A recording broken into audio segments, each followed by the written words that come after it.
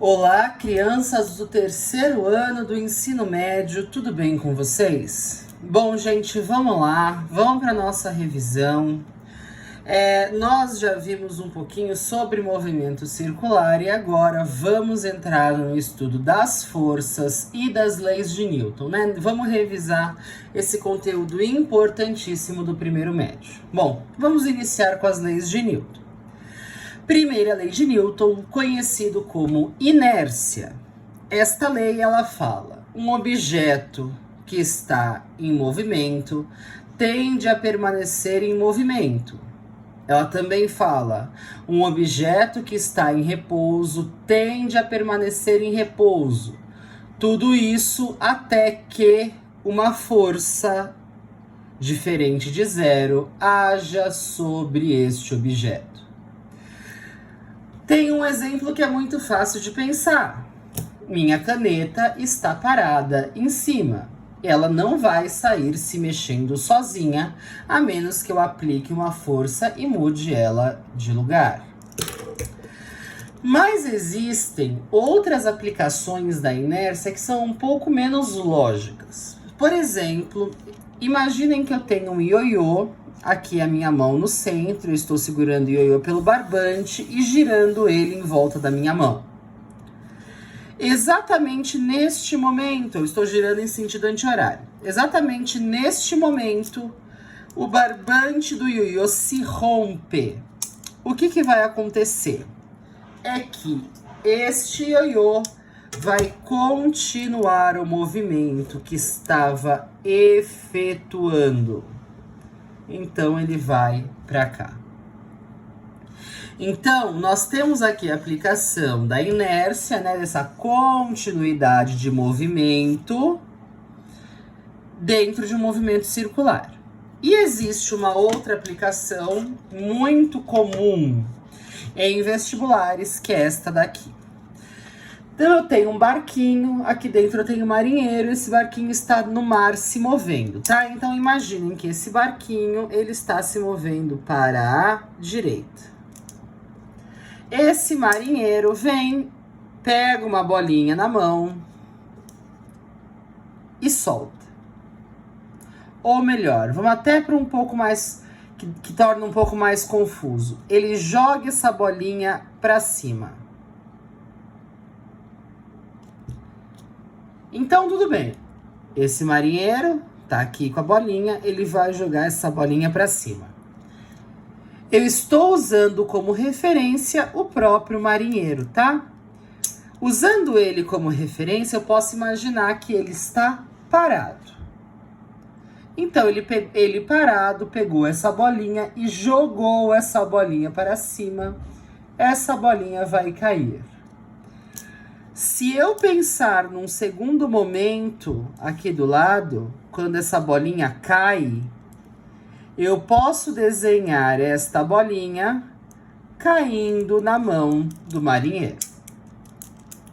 Então, essa bolinha sobe e desce em linha reta.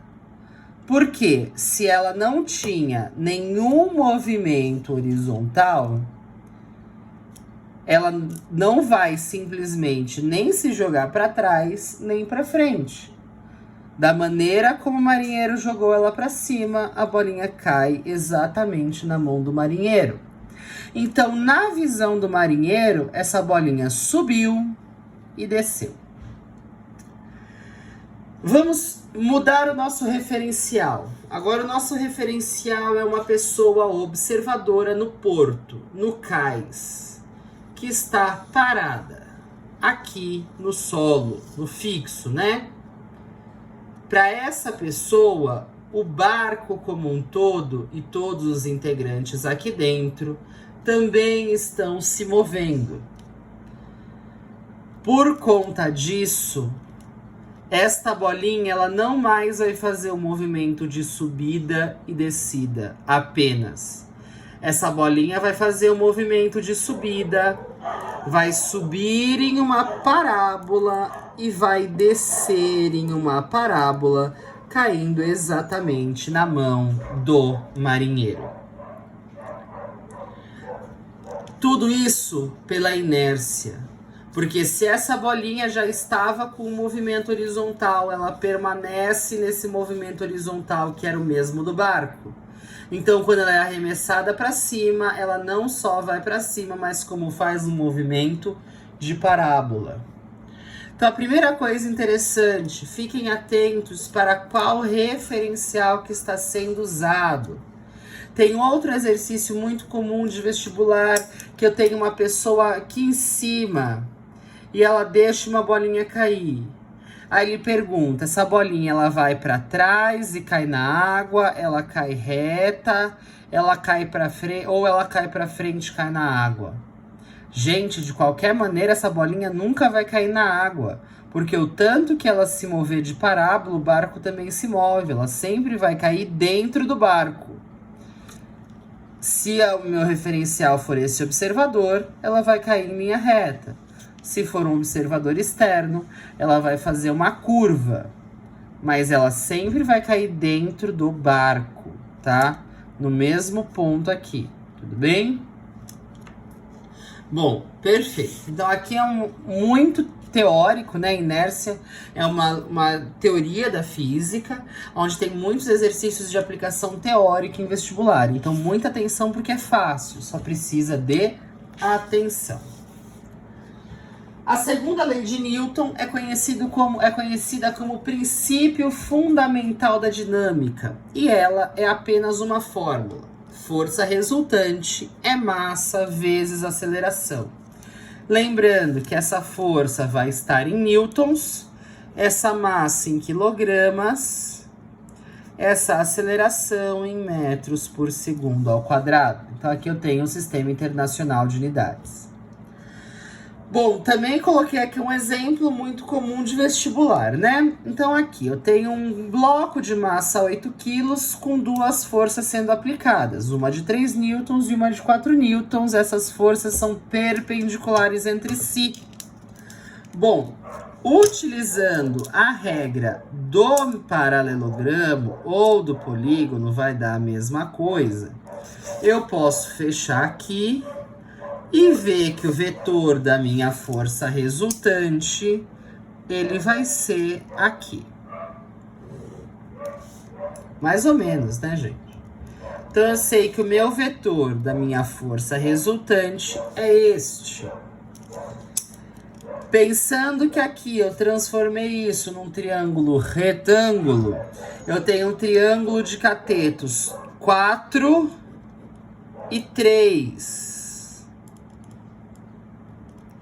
Então, consequentemente, a minha força resultante é um triângulo pitagórico, né? Ela vai ser 5 newtons.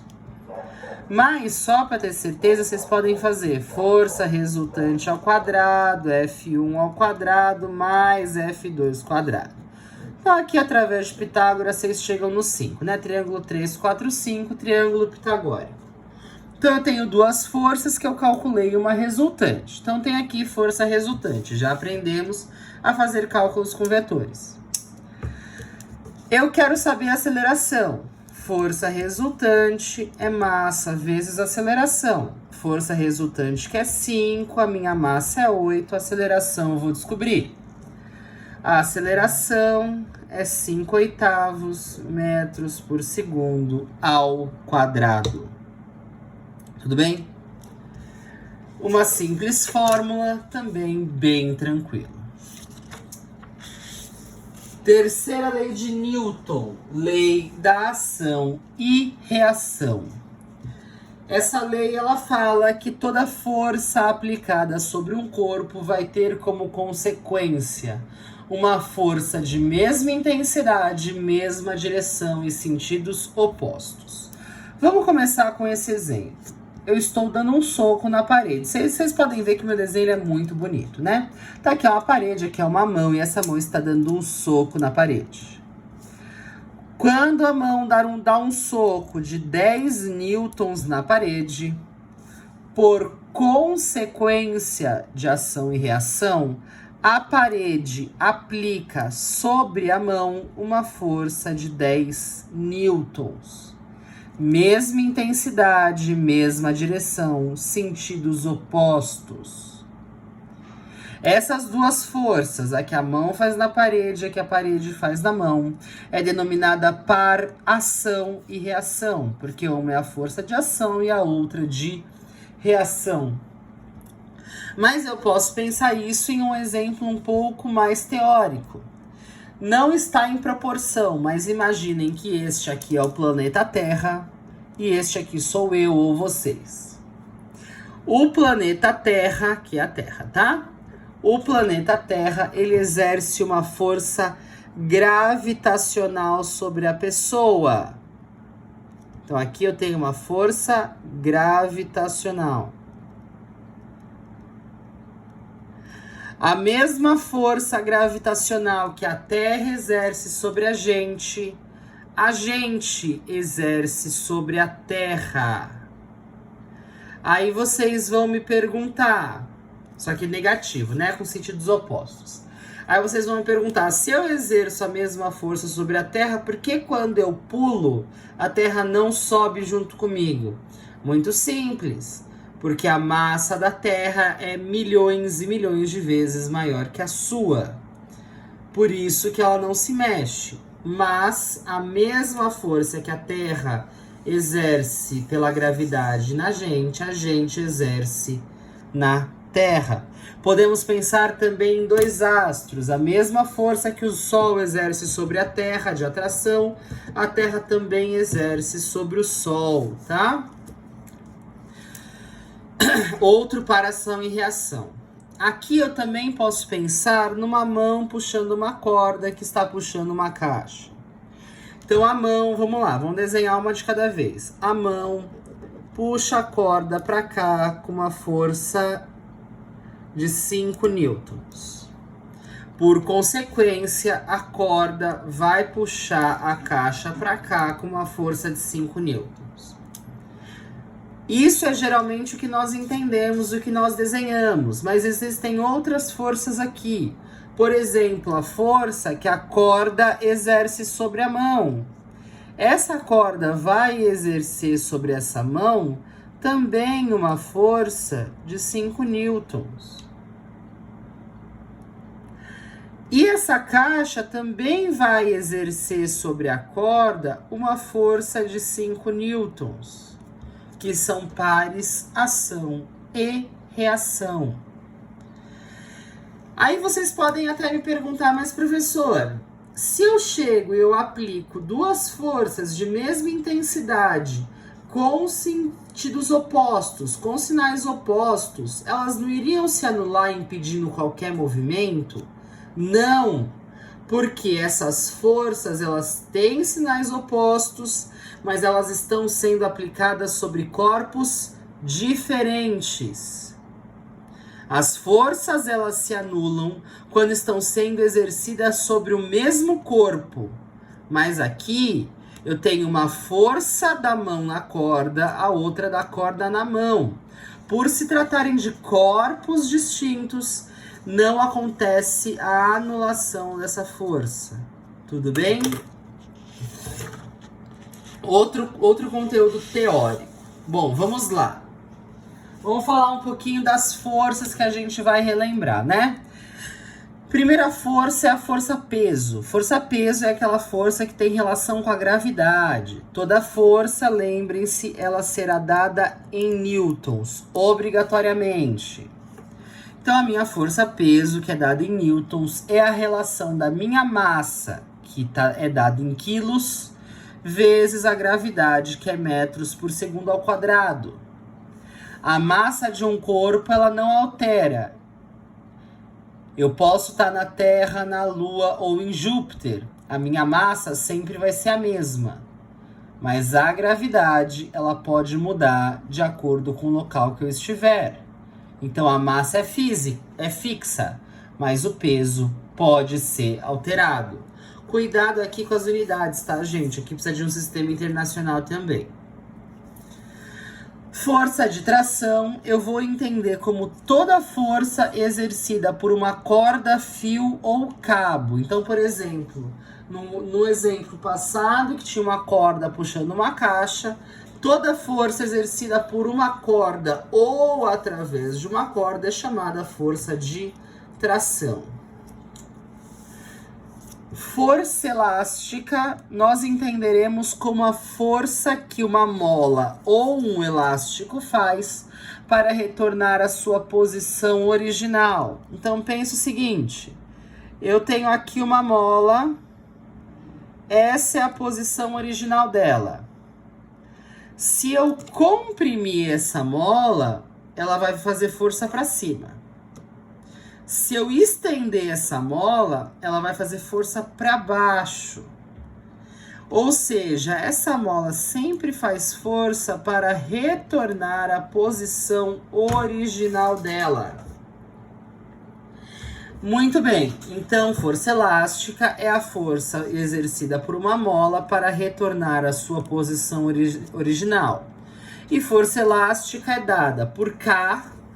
K é a constante elástica da mola, isso é tabelado, tem relação com o material que essa mola é produzida, a grossura, o tamanho, vezes o X. O X é a deformação dada em metros.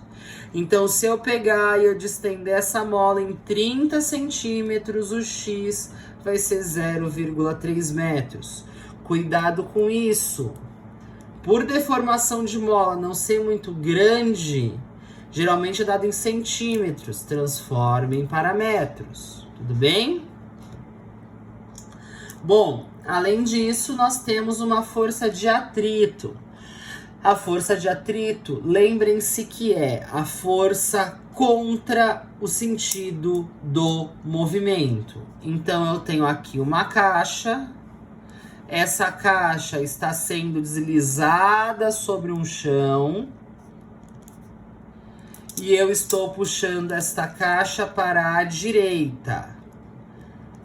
Contra o sentido do movimento, sempre vai ser a minha força de atrito. Sempre contra. Bom, como que eu vou calcular essa força de atrito? Mi é o coeficiente de atrito, também é tabelado, vai depender do material dos objetos, né, do material da caixa e do solo, vezes a normal. Por que a normal? Porque quando a gente começar por que não o peso, né? Porque quando a gente começar a trabalhar com plano inclinado, vocês vão ver que o peso é diferente da normal. O cálculo da força de atrito é com base na normal. E este coeficiente de atrito, ele vai ser 2. Eu tenho um coeficiente de atrito cinético, que é para quando o objeto já estiver em movimento. E eu vou ter um coeficiente, eu tenho um coeficiente de atrito estático para quando o meu objeto está parado. E eu tenho um coeficiente de atrito dinâmico para quando o meu objeto já estiver em movimento. Vou repetir porque eu me confundi, tá? Então vamos lá. Esse coeficiente de atrito, que depende dos materiais, ele é separado em 2. Coeficiente de atrito estático para quando o objeto está parado. Coeficiente de atrito dinâmico para quando o objeto está em movimento. E detalhe, coeficiente de atrito estático é obrigatoriamente maior que o coeficiente de atrito dinâmico. Tudo bem? Eu preciso fazer mais força para um objeto começar a se mover do que para manter ele em movimento. Para terminar, temos a força conhecida como força normal. Força normal é uma força de resistência de superfície. Então vamos lá. Eu tenho aqui uma caixa. Essa caixa ela tem um peso. Então aqui eu vou desenhar o peso sempre em direção ao centro da Terra, tá, gente? Peso sempre em direção à Terra. Mesmo sentido da gravidade. Como para ação e reação, a mesma força que a caixa faz de peso na mesa, a mesa vai fazer uma força sobre a caixa chamada força normal. Esta força normal é a força de resistência da mesa. Tanto que, se a mesa quebrar e a caixa cair, não existe força normal. Mas a normal também nunca será maior que o meu peso nessa situação. Justamente porque a caixa não vai para cima. Aqui eu tenho um objeto parado, tá? Então, vamos lá. Entendam. A normal, ela vai ser a força de resistência da minha superfície. No meu caso, pode ser uma mesa, um chão, por aí vai. E o importante é que essa força normal, ela sempre é perpendicular à minha superfície. Vamos ver outra situação. Eu tenho uma parede e eu estou empurrando uma caixa na parede. O meu peso, ele vai continuar em direção ao centro da Terra, para baixo. Mas a minha normal agora, ela faz 90 graus com a superfície. Ela está indo em direção à minha mão, que está aqui. Se eu estiver em um plano inclinado, o meu peso, ele vai ser para o centro da Terra. Em compensação, a minha normal, ela sempre é perpendicular à superfície. E eu ainda tenho a situação onde eu tô no telhado, tô aqui numa escada, segurando, empurrando alguma coisa em direção ao telhado. Nesse caso, o peso é para baixo e a minha normal fazendo 90 graus com a superfície também é para baixo. Então já tirem a ideia de vocês agora de que a normal e o peso sempre são opostos. Não. Eles só serão opostos quando eu estiver no plano. Se eu estiver no plano horizontal, né? Se eu estiver no plano vertical, no plano inclinado, ou falando de um telhado, debaixo de um telhado, eu não vou ter essa relação direta entre eles. Lembrem-se, força normal é uma força de resistência da superfície. Tudo bem? Perpendicular à minha superfície de apoio. Para a próxima aula, 4 paginazinhas aí, são acho que 5 exercícios, 4 exercícios em uma, 4 na outra, são 8 exercícios. Páginas 26, 27, 29 e 30, tudo bem? Crianças, por hoje é só, essa foi a nossa revisão. Um grande beijo e bons estudos!